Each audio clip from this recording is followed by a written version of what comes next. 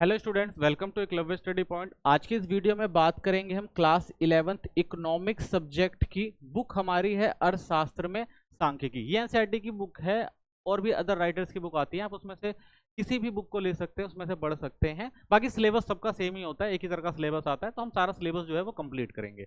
पहला चैप्टर देखेंगे आज हम, जो हमारा है परिचय सांख्यिकी। ठीक है, तो इंट्रोडक्शन देखेंगे सांख्यिकी क्या होती है। टेलीग्राम चैनल जरूर ज्वाइन कर लें जो क्लास 11th ESP नाम से है। यहाँ पे आपको पीडीएफ नोट्स मिल जाएंगे। साथ ही इंस्टाग्राम पे फॉलो कर लें, यूजर आईडी है एकलव्य स्टडी पॉइंट। जो भी आपके क्वेश्चन आप हमसे यहाँ पर पूछ सकते हैं।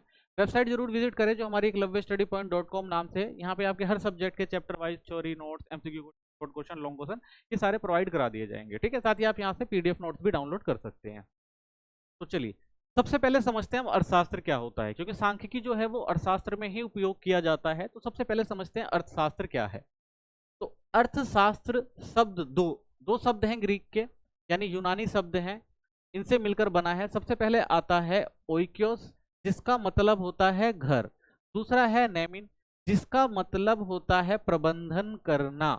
यानी अगर हम अर्थशास्त्र की बात करें कि भाई अर्थशास्त्र शब्द कहाँ से निकल कर आया है, तो इसकी अगर जड़ें देखें तो यूनान से हैं। क्योंकि यूनान में क्या होता था, पहले के लोगों के पास जब संसाधन कम होते थे तो उस संसाधन में वो किस तरह से अपना घर परिवार चला रहे हैं, ठीक है ना, किस तरह से वो अपने परिवार का मैनेजमेंट कर रहे हैं, तो ये सारी चीजें उस समय वहां पर सिखाई जाती थी या लोग समझ कर करते थे। तो वहीं से जो है अर्थशास्त्र जो है शब्द निकल कर आया था।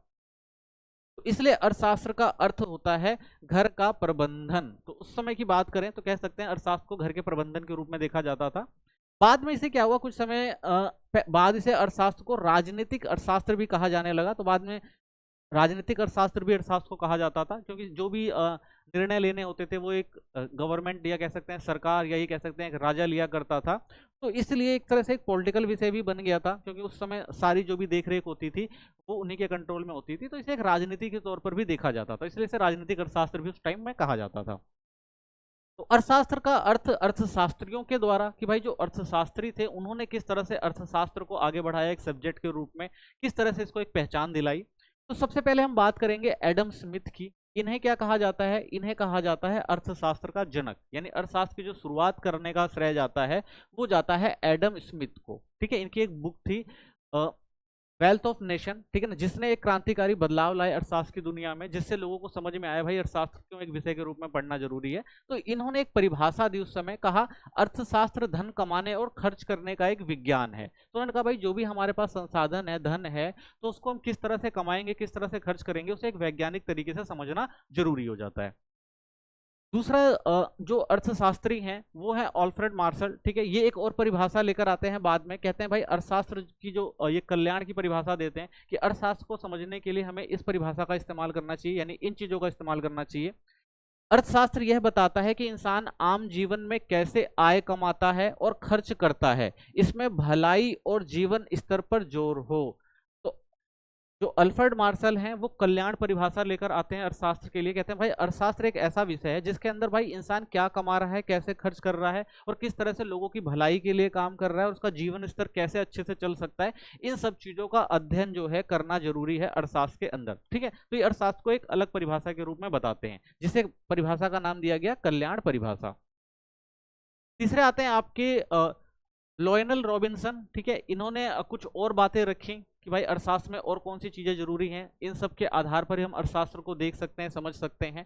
तो उन्होंने एक अभाव और कमी की परिभाषा दी। इसमें क्या कहते हैं रॉबिन्सन, संसाधन सीमित हैं और विकल्प कई, इसलिए अर्थशास्त्र यह सिखाता है कि सही चुनाव कैसे किया जाए। तो रॉबिन्सन कहते हैं भाई कि हर एक समय में जब भी संसाधनों की कमी हो जाती है, तो संसाधनों की कमी के लिए हमें क्या करना पड़ता है कि अपने सीमित संसाधनों में ऐसे विकल्प को देखना पड़ता है जिससे हमें ज्यादा संतुष्टि मिल सके। तो इसलिए वो कहते हैं भाई कि जो अर्थशास्त्र है वो क्या है, अभाव यानी कमी के रूप में देखा जाना चाहिए, कि भाई सीमित संसाधनों में हम किस तरह से अपनी कमी को पूरा कर सकते हैं। तो अर्थशास्त्र को इन्होंने इस तरह से बताने का प्रयास किया। फिर आता है चौथे नंबर पर आते हैं पॉल सैमुअल्सन। ठीक है, ये क्या करते हैं भाई, जो इनसे पहले के तीन अर्थशास्त्री थे जिन्होंने परिभाषा दी थी, उन सारी परिभाषाओं को इकट्ठा करते हैं और एक आधुनिक परिभाषा बताते हैं। कहते हैं भाई अर्थशास्त्र जो है वो विकास उन्मुख है। ठीक है, तो वो एक विकास उन्मुख परिभाषा लेकर आते हैं और कहते हैं कि अर्थशास्त्र वह अध्ययन है जिसमें यह देखा जाता है कि व्यक्ति और समाज दुर्लभ संसाधनों का चयन कर उनका उपयोग वस्तुओं के उत्पादन और उनके वर्तमान व भविष्य के उपभोग हेतु वितरण में कैसे करते हैं।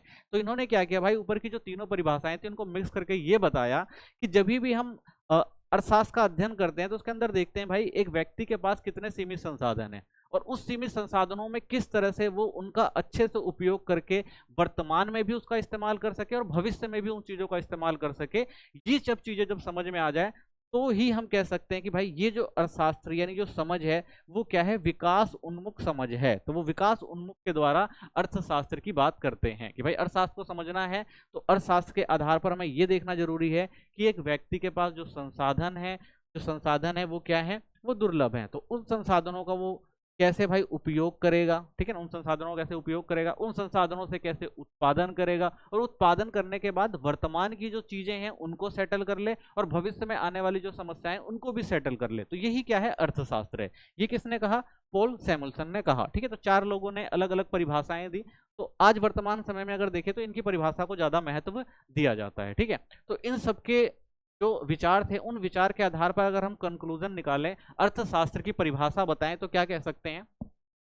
अर्थशास्त्र वह अध्ययन है जिसमें यह समझा जाता है कि व्यक्ति और समाज सीमित, ठीक है, यानी दुर्लभ संसाधनों का प्रयोग किस प्रकार करते हैं ताकि वे अपनी आवश्यकताओं की पूर्ति के लिए वस्तुओं और सेवाओं का उत्पादन कर सकें और उन्हें लोगों तथा समाज के विभिन्न समूहों में बांटकर उपभोग कर सके। तो अर्थशास्त्र क्या सिखाता है, हमें सिखाता है कि भाई हमारे पास संसाधन सीमित है, उन संसाधनों को कैसे हम अच्छे से इस्तेमाल कर सकें जिससे कि भाई हम और चीज़ों का उत्पादन कर सकें, लोगों को सेवाएं दे सकें वर्तमान के समय में और भविष्य में भी जो है इनको उपयोग किया जा सके। तो इन सब चीज़ों को हम क्या कह सकते हैं भाई, अर्थशास्त्र, ठीक है। तो अर्थशास्त्र में इन सब चीज़ों का अध्ययन किया जाता है।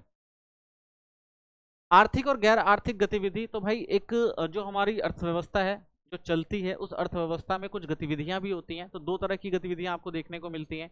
एक होती है आर्थिक गतिविधि, ऐसी गतिविधियां जिनसे व्यक्ति अपनी रोजी रोटी कमाता है उन्हें आर्थिक गतिविधियां कहा जाता है।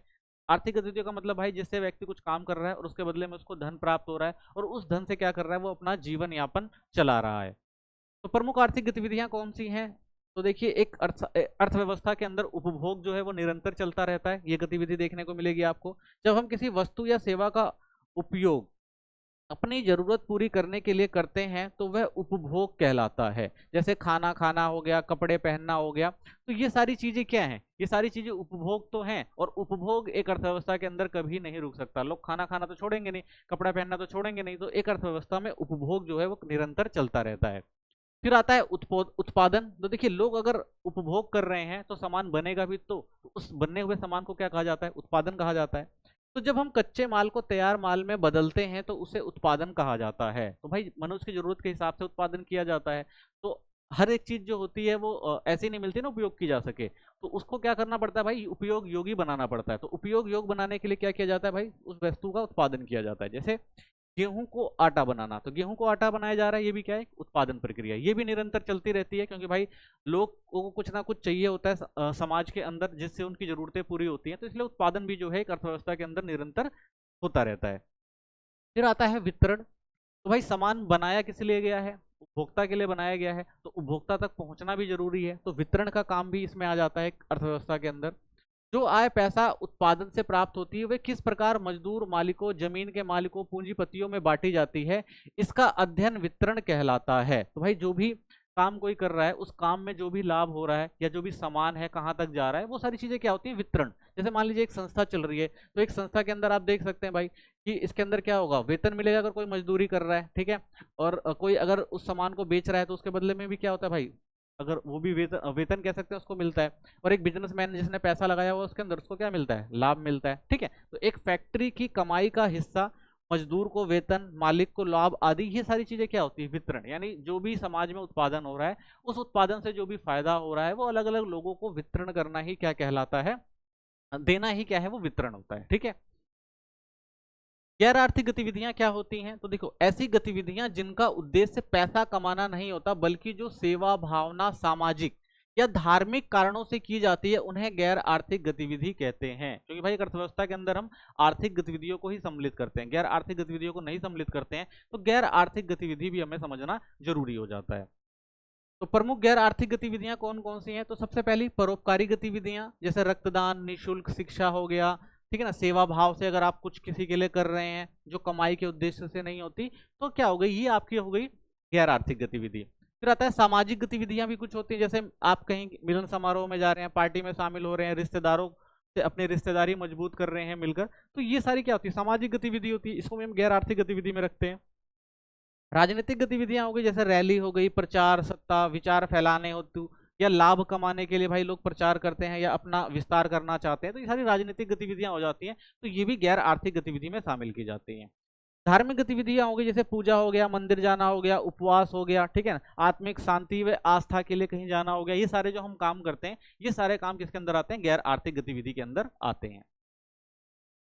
अब समझते हैं जो हमारा मेन टॉपिक है इस बुक का, सांख्यिकी क्या है। ठीक है, तो सांख्यिकी क्या होती है ये समझिए आप।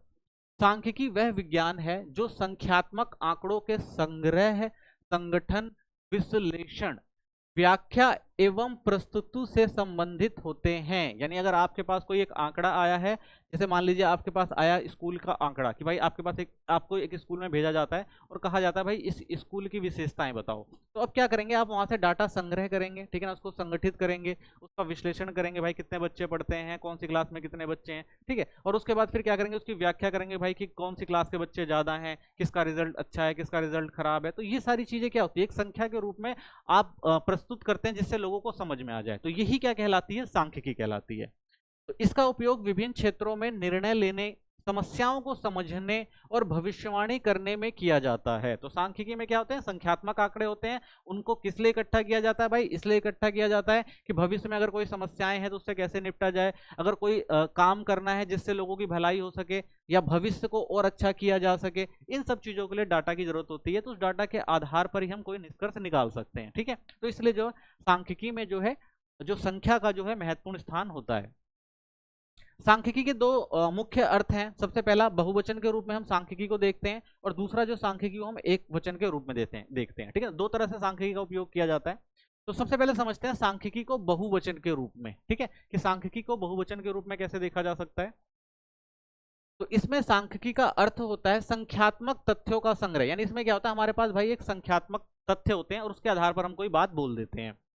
जैसे जनसंख्या के आंकड़े हो गए, मृत्यु दर हो गई, साक्षरता दर हो गई, तो हमारे पास भाई ये आंकड़े मौजूद हैं, हमने आंकड़ा देखा और हमने बता दिया भाई इसमें ये समस्याएं, ठीक है ना, इतनी ज्यादा पॉपुलेशन है या कम पॉपुलेशन है, मृत्यु दर ज्यादा है या कम है। तो ये क्या होता है, हमारे पास एक आंकड़े होते हैं और उस आंकड़े के आधार पर हम कोई बात रखते हैं।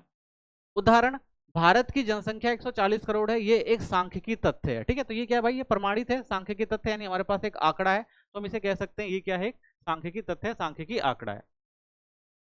बहुवचन के रूप में सांख्यिकी की विशेषताएं, तो जब हम बहुवचन के रूप में सांख्यिकी को पढ़ते हैं तो इसकी क्या विशेषताएं होती हैं। सबसे पहले हमें इसमें तथ्यों का समूह मिलता है। सांख्यिकी में केवल एक अकेली संख्या, जैसे 5 छात्र का आंकड़ा नहीं माना जाता। तो हम जब भी सांख्यिकी पढ़ते हैं हमें याद रखना है कि भाई ऐसा नहीं कि सिर्फ हमारे पास एक आंकड़ा आ गया और उस आंकड़े के आधार पर हम कह देंगे भाई ये हमारे पास फाइनल रिजल्ट है, हम कुछ भी व्याख्या कर देंगे।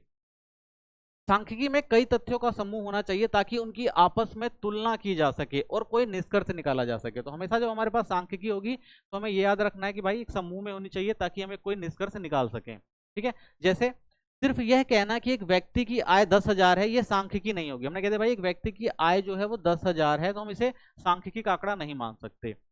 लेकिन अगर हम 100 लोगों की आय का डेटा लें तो वह सांख्यिकी कहलाएगी। वहीं हम 100 लोगों का डाटा ले लेते हैं भाई कि 100 लोगों की जो है ये इनकम है, तो क्या बनती है, वो सांख्यिकी डाटा बनती है, या सांख्यिकी जो है कह सकते हैं सांख्यिकी के तौर पे हम उसका यूज कर सकते हैं। ठीक है, तो हमेशा कभी भी एक इंडिविजुअल जो चीज होती है वो सांख्यिकी में नहीं जोड़ी जाती। ठीक है ना, तो तथ्यों का समूह होता है। दूसरा, कई कारणों से प्रभावित होता है। आंकड़े हमेशा कई कारणों से प्रभावित होते हैं, किसी एक कारण को अलग करके उसका प्रभाव जानना आसान नहीं होता। तो भाई जब भी हम सांख्यिकी की बात करते हैं, आंकड़ों की बात करते हैं, तो आंकड़े जो होने चाहिए वो कई कारणों से प्रभावित होने चाहिए। ठीक है, जैसे किसानों की आय, बारिश, बीज, मिट्टी, मजदूरी आदि कई बातों पर निर्भर करती है। यानी अगर हम एक किसान का डेटा ले रहे हैं तो जब हम उसका अध्ययन करेंगे तो हम किन किन चीजों का याद रखेंगे भाई, कि जब किसान ने अपना उत्पादन किया था तो वो कम हुआ या ज्यादा हुआ, तो उसके लिए हमें ये ध्यान रखना होगा भाई बारिश कैसी हुई, बीज कैसी थी, मिट्टी का स्तर कैसा था भाई, मजदूरों ने कितना लिया। तो ये सारी चीजें याद रखकर ही हम क्या कर सकते हैं, एक तथ्यों का सही आकलन कर सकते हैं। पूर्व निर्धारित उद्देश्य एकत्रित किया जाता है इसे, तो आंकड़े किसी विशेष उद्देश्य के लिए ही एकत्रित किए जाने चाहिए। तो जब भी हम किसी भी डाटा को इकट्ठा करते हैं तो उसका कोई ना कोई एक पूर्व निर्धारित उद्देश्य होता है कि भाई हम इस काम के लिए कर रहे हैं। जान लीजिए हम मृत्यु दर जानना चाहते हैं, जन्म दर जानना चाहते हैं, ठीक है, या कितने लोगों की बेरोजगार हैं, ये सब जानना चाहते हैं, तो इनके लिए हमें क्या करना चाहिए भाई, पहले से निर्धारित होना चाहिए। बिना उद्देश्य के आंकड़े बेमतलब हो सकते हैं और उनके आधार पर सही निष्कर्ष नहीं निकाला जा सकता, ठीक है। यानी अगर कोई आपका उद्देश्य नहीं है और फिर आप डेटा ले रहे हैं तो उसका कोई जो है मान्य नहीं रह जाता, वो डाटा उतना सही नहीं निकलेगा। उदाहरण, यदि आप स्कूल के बच्चों की पढ़ाई का स्तर जानना चाहते हैं तो आपको उसी से जुड़े सवालों के आंकड़े इकट्ठा करने चाहिए। तो आप भाई अगर एक स्कूल में सर्वे कर रहे हैं और वहां से डेटा इकट्ठा कर रहे हैं तो आप बच्चों की पढ़ाई से संबंधित ही चीजों को पूछेंगे, ठीक है। ये नहीं पूछेंगे भाई आपके पिताजी क्या करते हैं, ठीक है ना, और आपकी माताजी क्या काम करती है, ये चीजें नहीं पूछी जाएंगी। बच्चों से रिलेटेड चीजें पूछी जाएंगी भाई कि उनका पढ़ाई में किस में रुचि है, किस में रुचि नहीं है, आपके कितने अच्छे नंबर आ रहे हैं, कितने बच्चे जो है की रैंकिंग क्या आ रही है, कितने बच्चे 50% से ज्यादा हैं, 60% से ज्यादा है। तो इस तरह की जो चीजें हैं वो इकट्ठा की जाएंगी अगर हम एक उद्देश्य लेके करते हैं। तो संगठित तरीके से एकत्र किए जाने चाहिए। तो जब भी हम डेटा इकट्ठा करते हैं तो क्या होना चाहिए भाई, संगठित तरीके से इकट्ठा किया जाना चाहिए। आंकड़े एक व्यवस्थित और योजना के अनुसार इकट्ठे किए जाते हैं। अगर आंकड़े बिना योजना या अनियमित तरीके से लिए गए तो उनकी सटीकता और विश्वसनीयता जो होती है वो क्या हो जाएगी, कम हो जाएगी। तो भाई जब भी हम डाटा लेते हैं तो हमेशा याद रखना चाहिए कि वो बिल्कुल व्यवस्थित ढंग से होना चाहिए। अगर हम उसे व्यवस्थित ढंग से नहीं लेंगे तो हम कह सकते हैं भाई वो सटीक भी नहीं हो सकते जो हमारे काम में आएंगे और लोग उस पर विश्वास भी नहीं करेंगे। जैसे अगर हर क्लास से बराबर संख्या में छात्रों का डाटा लिया जाए तो वो बेहतर और विश्वसनीय होगा। मान लिया आपको भाई सर्वे दिया गया कि आप एक स्कूल में जाएं, 10 क्लासों में जाएं और बच्चों की रुचियां पूछ कर आएं। तो आप भाई एक क्लास में जाते हैं 5 बच्चे से पूछते हैं, दूसरे क्लास में जाते हैं आप 10 बच्चे से पूछते हैं, तीसरे में 15 से। तो इसमें क्या होगा भाई, जो आप डाटा इकट्ठा करके ला रहे हैं वो संख्या के बराबर नहीं होगा, ठीक है ना, यानी वो सटीक नहीं होगा और उसमें जो है विश्वसनीयता नहीं होगी, ठीक है। आपस में तुलना योग्य होने चाहिए। आंकड़े केवल तभी उपयोगी होते हैं जब वे आपस में तुलना योग्य हों। तुलना के बिना हम कोई भी निष्कर्ष नहीं निकाल सकते, ठीक है। तो डाटा ले रहे हैं, जो भी हम सांख्यिकी ले रहे हैं तो उसका क्या होना चाहिए भाई, एक सही तुलना होनी चाहिए, यानी दो डाटों के बीच में सही तुलना होनी चाहिए, तभी हम सही से उसका निष्कर्ष निकाल पाएंगे। जैसे दो स्कूलों की परीक्षा परिणामों की तुलना से हम जान सकते हैं कि कौन सा स्कूल बेहतर प्रदर्शन कर रहा है। यानी अगर भाई एक जगह पर दो स्कूल हैं और हम कह रहे हैं भाई एक स्कूल का हम डेटा लेके आए, कहें देखिए स्कूल कितना अच्छा है, कितना बच्चे इतना अच्छे नंबर ला रहे हैं, पढ़ रहे हैं, लेकिन वही जब दो स्कूलों का डेटा लेकर आया जाएगा और जब उनकी तुलना की जाएगी तब पता लगेगा ना भाई कि क्या चीजें सही हैं क्या चीजें गलत हैं। तो इसीलिए हमेशा जब भी हम डेटा लेते हैं या जो भी सांख्यिकी आंकड़े लेते हैं वो हमेशा क्या होने चाहिए, आपस में तुलना योग होने चाहिए। अब समझते हैं एक वचन अर्थ में जो हमारी सांख्यिकी है कि एक वचन में किस तरह से, वहां तो हमने समझ लिया भाई डाटा और तथ्यों को क्या किया जा रहा है, संकलन किया जा रहा है। अब यहाँ पे जब हमारे पास एक वचन के रूप में सांख्यिकी आती है तो हम किस तरह से देखते हैं, तो इसमें सांख्यिकी का अर्थ होता है संख्यात्मक आंकड़ों को इकट्ठा करने। तो इसमें क्या होगा भाई, वहां पे क्या होते थे, इकट्ठा होते थे, यहाँ पे क्या होता है भाई, इकट्ठा करना होता है, उन्हें व्यवस्थित करने, उनका विश्लेषण करने और उनके आधार पर निष्कर्ष निकालने। तो यहाँ पे जब डाटा इकट्ठा हो जाता है तो उसको व्यवस्थित करना होता है, उसका विश्लेषण करना होता है इसके अंदर। उदाहरण, यदि हम यह जानना चाहें कि किसी विद्यालय में छात्रों का औसत प्रदर्शन क्या है तो हम विभिन्न छात्रों के अंकों को एकत्रित करके सांख्यिकी विधियों से उसका विश्लेषण करेंगे। तो मान लीजिए आपको भाई किसी एक विद्यालय में देखना है कि भाई छात्रों ने कितना अच्छा प्रदर्शन किया है, तो आप क्या कहेंगे भाई, उन बच्चों के नंबर लेंगे, औसत नंबर लेंगे और फिर देखेंगे भाई कहाँ पर जो स्कूल अच्छा काम कर रहा है, कहाँ पर गलत काम कर रहा है और बच्चे क्यों जो है नंबर किस आधार पर आ रहे हैं, ठीक आ रहे हैं या नहीं आ रहे हैं, उनका औसत कितना है। तो ये सारी चीजें जो होती हैं विश्लेषण की जाती हैं, ठीक है। तो विश्लेषण करने का भी क्या होता है, तरीका होता है, किस तरह से किया जाता है। तो देखिए सबसे पहले क्या किया जाएगा, संग्रहण किया जाता है, यानी आंकड़ों को एकत्रित किया जाएगा स्कूलों से। उसके बाद उसका क्या किया जाएगा, संगठन किया जाएगा, यानी आंकड़ों को व्यवस्थित रूप से करना। पहले उनके बच्चों के नंबर लिए जाएंगे, ठीक है, हर एक क्लास के नंबर लेके आया जाएगा, फिर उन नंबरों को क्या किया जाएगा भाई, क्लास वाइज संगठित किया जाएगा। फिर उनका क्या होगा भाई, प्रस्तुतिकरण होगा, यानी ग्राफ, तालिका या चार्ट द्वारा दिखाया जाएगा कि भाई एक मान लीजिए 5वीं तक के क्लास के लिए गए, first class, second class, third class, fourth class, fifth class, तो ये 5 क्लास है, इन 5 क्लास का ग्राफ बना के देखा जाएगा भाई कि कौन सी क्लास में कैसा प्रदर्शन है, ठीक है। तालिका के रूप में बताया जाएगा कि भाई कि किस रेंज में कितने बच्चे जो है नंबर लेकर आ रहे हैं। किन बच्चों के नंबर कम है, ठीक है। और चार्ट द्वारा भी दिखाया जा सकता है, उसके अंदर एक चार्ट बना के भाई कि किन किन क्षेत्रों में बच्चों की रुचि ज्यादा है या ज्यादा नंबर आ रहे हैं। फिर उसके बाद क्या किया जाएगा भाई, विश्लेषण किया जाता है, यानी आंकड़ों का अर्थपूर्ण अध्ययन किया जाता है। तो जब ये चीजें हो जाती हैं उसके बाद उसका अध्ययन किया जाता है कि भाई ये चीजें जो हुई हैं वो कैसे हुई हैं, इनमें क्या कमियां रह गई हैं, ठीक है। तो इन सब चीजों का अध्ययन किया जाता है, भाई डेटा में क्या क्या कमियां हैं या क्या सुधारा जा सकता है। तो ये सारी चीजें जो उसमें विश्लेषण की जाती हैं। और फिर लास्ट में जब वो डेटा तैयार हो जाता है पूरा, तो किसी निष्कर्ष या निर्णय लिया जाता है। तो लास्ट में देखा जाता है भाई कि वो पांचों क्लास को देखा जाएगा, उसका एक निष्कर्ष निकाला जाएगा उस डेटा के आधार पर कि भाई कौन से क्लास के बच्चे अच्छा प्रदर्शन कर रहे हैं, कौन से सब्जेक्ट में अच्छा प्रदर्शन कर रहे हैं, ठीक है, किसमें नंबर ज्यादा आ रहे हैं। तो ये सारा विश्लेषण किया जाता है, ठीक है। तो इसमें क्या होता है भाई, आंकड़ों को लिया जाता है और आंकड़ों को क्या किया जाता है भाई, पहले संग्रहण किया जाता है, उसके बाद संगठन, प्रस्तुतिकरण, विश्लेषण और निष्कर्ष, ठीक है। तो first stage, second, third, fourth, fifth, ये 5 स्टेजों में जो है ये काम किया जाता है एक वचन सांख्यिकी में। तो सांख्यिकी के प्रमुख कार्य क्या हैं ये समझते हैं कि जब हम सांख्यिकी का इस्तेमाल करते हैं तो किन किन क्षेत्रों में इनका इस्तेमाल किया जाता है, इनका कार्य क्या है। सबसे पहले जटिल तथ्यों को सरल बनाने का काम करती है सांख्यिकी। जब आंकड़े बहुत ज्यादा और जटिल होते हैं तो उन्हें समझना कठिन हो जाता है। तो कई बार क्या होता है भाई, आंकड़े बहुत ज्यादा हो जाते हैं और उन आंकड़ों को समझना जो है वो थोड़ा कठिन हो जाता है। तो सांख्यिकी की मदद से इन भारी आंकड़ों को सरल और समझने रूप में प्रस्तुत किया जाता है। तो क्या किया जाता है भाई, इन जटिल आंकड़ों को समझने के लिए सांख्यिकी का रूप दिया जाता है। जैसे किसी देश की लाखों लोगों की आय के आंकड़ों को ग्राफ या औसत से सरल बनाया जा सकता है। यानी भाई एक मान लीजिए एक देश है, एक देश के अंदर भाई 1 करोड़ की जनसंख्या है। अब 1 करोड़ की जनसंख्या के लोगों को दिखाना है कि भाई लोगों की जो है वो आय कैसी है। तो अगर आप लिख के दिखाएंगे तो लोगों को समझ में नहीं आएगी, लेकिन अगर आप एक ग्राफ बना देंगे तो एक ग्राफ को देखकर आप समझ सकते हैं कि भाई किस तरह से उनकी आय का वितरण है, ठीक है। तो यहाँ पे क्या होता है, जो जटिल आंकड़े होते हैं, जो जटिल हमारे पास डेटा आता है उसको एनालाइज करना जो होता है वो आसान हो जाता है। हम ग्राफ देखकर समझ जाते हैं कि भाई कितना है। जैसे कि आप मान लीजिए आप मैच देखते होंगे तो आपने मैच में देखा होगा ऐसा बना होता है ना, तो उसमें रन रेट बनी होती है कि भाई जो पहले आप देखेंगे ऐसे शुरू होता है, पहले कम रन होते हैं, फिर धीरे धीरे क्या होता है वो ज्यादा रन बनते चले जाते हैं और ग्राफ ऊपर की तरफ चला जाता है, ठीक है। तो ये क्या होता है, ये दिखाता है, इस समय पता लगता है भाई कि इस समय जो था देखिए कम रन रेट थी, उसके बाद क्या है ज्यादा रन रेट हो गई और उसके बाद क्या और ज्यादा रन रेट बढ़ गई इस समय। और वहीं अगर नीचे आते तो इसका मतलब क्या भाई, पहले अच्छा खेल रहे थे अब गलत खेल रहे, तो हमें पता लग जाता है भाई कि कहाँ पे तेज खेले हैं और कहाँ पे धीमा खेले हैं, अगर आप एक मैच देख रहे हैं तो, ठीक है। तो इससे हमें आंकड़ों से आसानी से समझ जाते हैं। तो ग्राफ पर और औसत के रूप में समझाना जो होता है बहुत आसान हो जाता है। तथ्यों को निश्चित रूप में प्रस्तुत करना होता है। सांख्यिकी के जरिए हम तथ्यों को संख्यात्मक रूप में दिखाते हैं जिससे उन पर विश्वास करना आसान हो जाता है, ठीक है। अगर मान लीजिए भाई सांख्यिकी के रूप में हम आपको दिखा रहे हैं, डेटा के रूप में दिखा रहे हैं भाई ये डेटा है, इस डेटा के हिसाब से ये चीज हुई है, ये सही चीज हुई है, इतना हमें फायदा हुआ, इतना नुकसान हुआ है, तो हम संख्या के रूप में उस चीज को आसानी से समझ लेते हैं, ठीक है ना, और विश्वास भी कर लेते हैं। उदाहरण के तौर पर महंगाई बढ़ रही है कहना स्पष्ट है, लेकिन महंगाई दर 10% कहना सांख्यिकी द्वारा स्पष्ट रूप है। तो आपसे कहा जाए भाई महंगाई बढ़ रही है तो आप कहेंगे यार महंगाई तो बढ़ी रही है, लेकिन वहीं आप कहते भाई पहले जो कीमत थी वो 100 रुपए थी, अब उसकी कीमत जो है वो 110 रुपए हो गई है, तब आपको बहुत अच्छे से समझ में आएगा हाँ भाई वाकई में 10 रुपए तो बढ़ गए हैं, ठीक है। इसका मतलब क्या है कि हाँ महंगाई बढ़ रही है, क्यों, क्योंकि आपने संख्यात्मक रूप में बताया है तो आसानी से लोगों को विश्वास हो जाएगा।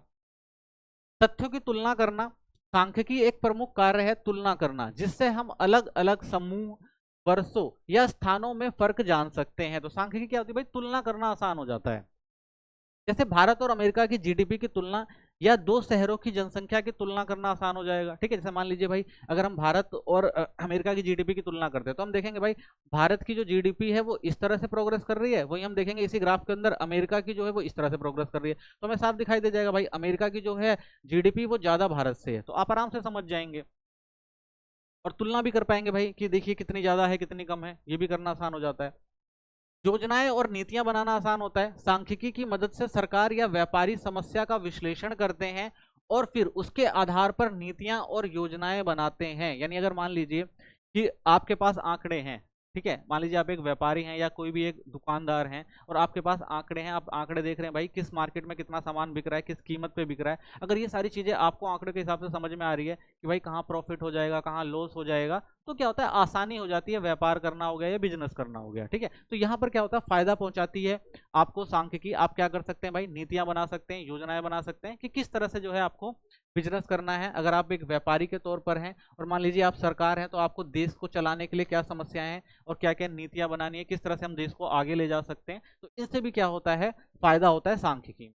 तो उदाहरण के तौर पर आप कह सकते हैं कि भाई गरीबी से संबंधित आंकड़ों को देखकर सरकार योजनाएं बनाती है। तो हमारे देश के अंदर आपने देखा भाई इतनी गरीबी है, और उस गरीबी के आधार पर हमारे यहाँ जो भी मुफ्त में राशन सुविधा हो गई या और भी सब्सिडी वगैरह देना हो गया, तो जब गवर्नमेंट को अंदाजा हो जाता है कि भाई इतने लोग हमारे यहाँ गरीबी में हैं और इनके लिए काम करना है, तो सरकार को भी आसान हो जाता है ना भाई, कितना फंड इरेज करना है, कितने लोगों तक ये मदद पहुंचानी है, तो ये चीजें क्या होती हैं, आसान हो जाती हैं। पूर्वानुमान में सहायता करती है सांख्यिकी। व्यापार और अर्थव्यवस्था में अनिश्चितताएं होती हैं, तो आपको पता है भाई अगर आप कोई भी एक बिजनेस कर रहे हैं या कोई भी एक इकोनॉमी है, वो हमेशा एक जैसी नहीं होती, स्टेबल नहीं होती, तो उसके लिए भी जरूरी है सांख्यिकी। सांख्यिकी विधियां जैसे टाइम सीरीज एनालाइज इंटरप्रिटेशन हो गया, भविष्य की स्थितियों का अनुमान लगाने में मदद करती है। तो भाई हम जब भी एक बिजनेस के तौर पर कोई भी काम करने जाते हैं तो हम एनालाइज करते हैं हर चीज को, कि भाई कि मान लीजिए 2024 में क्या रिजल्ट रहा था, 2023 में क्या रहा था, फिर हम एनालाइज करेंगे भाई 2025 में क्या है, फिर हम एनालाइज करेंगे भाई 2026 में कैसे और इसका क्या फायदा हुआ, क्या जो हमने 2023 या 24 का जो डाटा लिया उसमें हमें फायदा हुआ या नुकसान हुआ, तो क्यों हुआ। फिर अब हम क्या करेंगे, आगे भविष्य में योजनाएं बनाएंगे उसके अकॉर्डिंग, कि भाई हमें ये चीजें कमियां हैं, इन कमियों को दूर करके हमें 2025 या 2026 में क्या करना है, इसको खत्म करके हमें क्या करना है, अपने को प्रॉफिट में लेकर आना है। तो आप अनुमान लगा सकते हैं भाई कहां पर गलतियां हो रही हैं, क्या कमियां हो रही हैं, उस कमियों को कैसे दूर करके हम भविष्य में इसको आगे ठीक कर सकते हैं। तो अनुमान लगाना जो होता है वो आसान हो जाता है, ठीक है, अगर हमारे पास सांख्यिकी है, उस सांख्यिकी से हम अपनी गलतियों को समझ सकते हैं। उदाहरण के तौर पर कह सकते हैं अगले वर्ष की फसल का उत्पादन कितना हो सकता है, इसका पुनर्नुमान लगाना। ये भी कह सकते हैं भाई कई बार क्या होता है कि जो किसान होता है वो देखता है कि भाई पिछले 2-3 साल से बारिश अच्छी नहीं हो रही है और मैं ये फसल उगाऊंगा तो इससे क्या होगा, नुकसान हो सकता है। तो इसलिए क्या करेगा भाई किसान, उस फसल को उगाने का प्रयास करेंगे जिससे क्या हो, उनको फायदा हो। ठीक है, तो पूरा अनुमान भी लगाया जाता है सांख्यिकी को देखकर। ज्ञान और अनुभव बढ़ता है इससे। तो सांख्यिकी तर्क शक्ति, विश्लेषण क्षमता और सोचने की शक्ति को बढ़ाती है। क्यों? क्योंकि आपके पास, अगर आपके पास डाटा है और आप कोई काम करना चाहते हैं तो आप एनालाइज अच्छे से कर पाएंगे, आप समझ अच्छे से पाएंगे भाई कि किन चीज़ों में कमियां हैं, उनको कैसे सुधारा जाए, कैसे ठीक किया जाए। तो इससे क्या होता है भाई कि आप सही जो है चीज़ समझ सकते हैं। ठीक है, तो इसमें क्या होगा भाई, शक्ति, विश्लेषण क्षमता और सोचने की स्थिति में जो होता है वो बढ़ती है। वो इससे व्यक्ति नए विचार और सिद्धांत विकसित कर सकता है। ठीक है, तो इससे क्या होगा, आप क्या करते हैं, नई चीजों को सोच सकते हैं, समझ सकते हैं और नई चीजों को अप्लाई कर सकते हैं। अब आता है सांख्यिकी का महत्व। ये तो हमने देखा भाई सांख्यिकी का कार्य क्या था, अब समझेंगे कि सांख्यिकी का महत्व क्या है, सांख्यिकी क्यों जरूरी है। सरकार और प्रशासन में अगर बात करें तो सबसे पहले सरकार और प्रशासन में सांख्यिकी नीति निर्माण में सहायक होती है। ठीक है, सांख्यिकी के आधार पर सरकारों को निर्णय लेना और नीतियां बनाना जो होता है वो आसान हो जाता है। जैसे योजनाएं बनाना हो गया, बजट और नीतियों के लिए डेटा जरूरी है। ठीक है, इसके अंदर आप देखेंगे time series, index number, demand analysis आदि का उपयोग किया जाता है। यानी जब भी गवर्नमेंट कोई नीति बनाती है तो हर एक चीज पर विमर्श करती है, अच्छे से उसको एनालाइज करती है, डेटा को देखती है। ठीक है, अलग अलग तरह से उसको सीरीज हो गई या इंडेक्स नंबर बनाना हो गया या कहाँ पे क्या जरूरत है, इन सब चीजों को क्या है अच्छे से व्यवस्थित किया जाता है और उसके आधार पर फिर है निर्णय लिए जाते हैं। लोकतंत्र में सहयोग, चुनावी सर्वे हो गया, जनमत संग्रह हो गया, लोकप्रियता का आंकलन हो गया, सांख्यिकी के तरीके से होता है। तो आपने देखा होगा भाई कई बार चुनाव होते हैं तो बहुत सारी जो एजेंसियां होती हैं वो चुनावी सर्वे करती हैं, तो अंदाजा लगाती हैं भाई कि माहौल किसकी तरफ बन रहा है। ठीक है, ऐसे ही जनमत संग्रह भी किया जाता है। आपने देखा होगा भाई हमारे यहाँ जो इलेक्शन होता है वो भी क्या है, डेटा ही तो है। और अगर किसी की लोकप्रियता का अंदाजा लगाना है तो आपने देखा ही होगा भाई एसएमएस करो और बताओ, पोल करो, बताओ कि भाई कौन ज्यादा प्रसिद्ध है देश के अंदर। तो उस तरह की जो चीजें हैं वो सहायता करती हैं लोगों को समझने में भाई कौन कितना लोकप्रिय है, कौन किसको चुनना चाहता है। ठीक है, और किसको जो बढ़त मिल रही है या कौन आगे चल रहा है। तो ये सारी चीजें जो हैं एक लोकतंत्र में सहायक होती हैं चीजों को बताने के लिए। अर्थव्यवस्था में अगर बात करें सांख्यिकी की तो आर्थिक सिद्धांतों का निर्माण होता है इसके अंदर, जैसे मांग का नियम, लोच, आंकड़ों पर आधारित होती है। तो आर्थिक सिद्धांत इसमें काम करते हैं कि भाई कितनी जो है मांग के लोच के नियम से हमें ये समझ में आता है कि मार्केट में किस चीज की कितनी जरूरत है या कमी है, उनको बढ़ाया जाए या घटाया जाए, ये सब चीज समझ में आ जाती है। आंकड़ों पर आधारित होती है, तो ये सारी चीजें आंकड़ों पर ही होती है ना भाई, कि अगर हमारे पास आंकड़े होंगे तभी तो हम समझेंगे कि मार्केट में किस चीज की डिमांड ज्यादा है, किस चीज की कम है। समस्याओं को समझना व हल करना आसान होता है, तो जैसे गरीबी हो गई, बेरोजगारी हो गई, असमानता, इन मुद्दों को समाधान में सहायक होती है। ठीक है, तो अगर ये सारे मुद्दे हैं तो इन सारे मुद्दों को हम आंकड़े के आधार पर जज करते हैं और उसके आधार पर निर्णय ले सकते हैं। कारण प्रभाव संबंध को समझना आसान होता है, जैसे मूल्य वृद्धि या मांग पर क्या प्रभाव पड़ा है। तो भाई अगर हमें सांख्यिक आंकड़े हैं, हम उसको अच्छे से एनालाइज करें तो हम समझ पाएंगे कि भाई अगर बाजार में किसी चीज की वृद्धि हो रही है, किसी की मांग बढ़ रही है या किसी के प्राइस बढ़ रहे हैं, तो वो किस कारण से बढ़ रहे हैं, ये जो हमें समझना आसान हो जाता है। बाजार संरचना का विश्लेषण कर सकते हैं, जैसे मोनोपोली हो गया, ऑलिगोपोली, कंपटीशन की तुलना हेतु आंकड़े। तो मार्केट भाई बहुत सारा अलग अलग प्रकार की मार्केटें हैं ये, तो इन मार्केट में किस तरह से बाजार जो है वो काम कर, बाजार में इनका क्या योगदान है, ये सारे हम आंकड़े के तौर पर ही देख पाते हैं। आर्थिक योजनाओं में योगदान, तो संसाधनों का अनुमान लगाना, विकास दर का मूल्यांकन करना, योजनाएं बनाने में मददगार होती हैं। तो भाई जो भी आर्थिक योजना बनती है, कितने हमारे पास संसाधन है, उन संसाधनों का कहाँ इस्तेमाल किया जाएगा, हमारा देश कितना तरक्की कर रहा है, जीडीपी कितनी इंक्रीज हो रही है, तो ये सारी चीजें किससे आती हैं, हमें सांख्यिकी से ही पता लगती हैं। व्यापार में भी इंपॉर्टेंट है सांख्यिकी का। व्यवसाय शुरू करने से पहले यानी स्थान हो गया, लागत हो गई, टैक्स, मार्केट में हिस्सेदारी के आंकड़े एकत्र किए जा सकते हैं। अगर आप एक एज ए बिजनेस कोई बिजनेस शुरू करना चाहते हैं तो आप ये जरूर समझने की कोशिश करेंगे भाई कि उस जगह पे कितनी वो जगह कैसी है, ठीक है ना, वहाँ पे आप कितना इन्वेस्टमेंट कर सकते हैं, वहाँ पे टैक्स क्या है, मार्केट में कितना सामान बिकता है या नहीं बिकता है, तो ये सारी चीजें जो है आपको समझना आसान हो जाता है। मार्केटिंग रणनीति के लिए भी इंपॉर्टेंट है। उपभोक्ता आदतें, क्रय शक्ति हो गया, जनसंख्या आदि का विश्लेषण हो गया। तो भाई मार्केटिंग के लिए भी आपके पास आंकड़े होना जरूरी है कि आप देखेंगे भाई कि किस क्षेत्र में कितने लोगों की क्या इच्छाएं हैं, लोग क्या चीज़ों को चाहते हैं, तो उस उनकी आदतों के अकॉर्डिंग आप कोई भी चीज़ वहाँ पर बेच सकते हैं, ठीक है। और ये भी आप देख सकते हैं भाई किस क्षेत्र में कितना सामान और कितना महंगा और कितना सस्ता बिक रहा है, तो उसके आधार पर आप मार्केट में प्राइस तय कर सकते हैं, ठीक है। तो इन सब चीज़ों का विश्लेषण, ऐसे जनसंख्या हो गई, बड़ी मात्रा में भाई जनसंख्या, उसका विश्लेषण करना है कि भाई इस क्षेत्र में इतने लोग रहते हैं और कितना सामान बिक जाएगा। तो ये सारी चीज़ें व्यापार में भी जो होती है इंपॉर्टेंट हो जाती है सांख्यिकी के रूप में। मांग का पूर्वानुमान लगाना, भविष्य की मांग जानने के लिए ट्रेंड एनालाइज व अन्य सांख्यिकी टूल्स का उपयोग करना। तो भाई मांग का पुनर्नुमान लगाया जाता है। भाई कोई भी एक बिजनेसमैन है, जब कोई भी वो बिजनेस शुरू करता है तो वो इसी उद्देश्य से करता है कि भाई भविष्य में मुझे क्या फायदा मिलेगा, क्या नुकसान होगा, तो फायदे के लिहाज से उसे क्या करना पड़ता है, हर चीज को देखना पड़ता है, ठीक है। तो वो क्या करेगा भाई, वो बहुत सारी ऐसी चीजों को एनालाइज करेगा कि भाई मार्केट में किस चीज की मांग है और भविष्य में क्या मांग रहने वाली है, तो इन सब चीजों को वो सांख्यिकी के रूप में ही एनालाइज कर पाता है, ठीक है। तो इसके लिए व्यापार करना भी जो होता है वो आसान हो जाता है। तो ये व्यापार में भी इंपॉर्टेंट है सांख्यिकी आपके। सांख्यिकी की सीमाएं अब समझेंगे भाई। हमने सांख्यिकी तो देख लिया कि अलग अलग क्षेत्रों में उसका महत्व है, अलग अलग उसके कार्य हैं। अब समझते हैं कि भाई सांख्यिकी की सीमाएं क्या हैं। तो सांख्यिकी की सीमाएं समझते हैं तो व्यक्तिगत आंकड़ों से संबंधित नहीं है। तो जब हम बात करते हैं उसकी सीमाएं, लिमिटेशन क्या है, कमी क्या है, एक तरह से कह सकते हैं आप, तो सबसे पहले कमी यही है कि व्यक्तिगत आंकड़ों से संबंधित नहीं, यानी हम व्यक्तिगत आंकड़ों को इसमें इंक्लूड नहीं कर पाते। सांख्यिकी केवल समूहों से जुड़ी होती है, एक व्यक्ति का डेटा सांख्यिकी नहीं कहलाता। उदाहरण, एक व्यक्ति की आय, जैसे हमने देखा था 1000 लोगों की आय को हम कह सकते हैं। तो यहाँ पे भाई एक व्यक्तिगत आंकड़ा कभी सांख्यिकी नहीं होगा, यानी एक व्यक्ति की अगर हम आय की बात कर रहे हैं तो उसे सांख्यिकी में शामिल नहीं किया जाएगा। लेकिन वही जो हम 1000 लोगों की आय की बात करेंगे तो उसे हम सांख्यिकी में शामिल कर सकते हैं। गलत प्रयोग की संभावना होती है। आंकड़ों को तोड़ मरोड़ कर मनचाहा निष्कर्ष निकाला जा सकता है। यानी भाई अगर मान लीजिए कि आप डाटा लेकर आए हैं, तो अगर आपके फेवर में नहीं है तो उसके आधार पर आप डाटा को मैनिपुलेट कर सकते हैं। उदाहरण, राजनीतिक दल अपने पक्ष में आंकड़े दिखा सकते हैं। तो आपने ये देखा भी होगा कि जब भी कोई भाई इलेक्शन होने वाला होता है तो हर एक पार्टी अपना एक सर्वे कराती है और लोगों को गुमराह करती है कि भाई हम इतनी ज़्यादा सीटें जीत रहे हैं या हम इतनी ज़्यादा सीटें जीत रहे हैं। तो इस तरह से क्या होता है भाई, आंकड़ों को अपने हिसाब से यानी अपने फायदे के लिए मन चाहे रूप में भी व्यवस्थित करके उसके निष्कर्ष निकाले जा सकते हैं। तो ये एक कमी है। औसतन ही सही होता है। परिणाम औसत सही होते हैं, हर स्थिति पर लागू नहीं होता। तो ऐसा नहीं कहा जा सकता है भाई कि हमेशा सही होते हैं, औसत रूप में ये सही हो सकते हैं। औसत आय 15,000 का मतलब सभी की आय इतनी नहीं है। तो मान लीजिए भाई एक व्यक्ति कंपनी में जाता है और सबकी आय पूछता है और बाद में क्या करता है भाई, एक औसत निकाल लेता है कि औसत आय इस कंपनी में लोगों की 15,000 रुपए है, ठीक है। लेकिन ये क्या है, सही है? तो ये 100% तो सही नहीं हो सकती ना। उसमें बहुत सारे लोगों की भाई 15,000 होगी, किसी की 50,000 होगी, किसी की 10,000 भी होगी। तो इसलिए कह रहे हैं भाई औसत ही सही होता है, औसतन ही सही होता है। ये नहीं कह सकते कि 100% जो है सांख्यिकी सही आंकड़े देती है। नियम सटीक नहीं होते।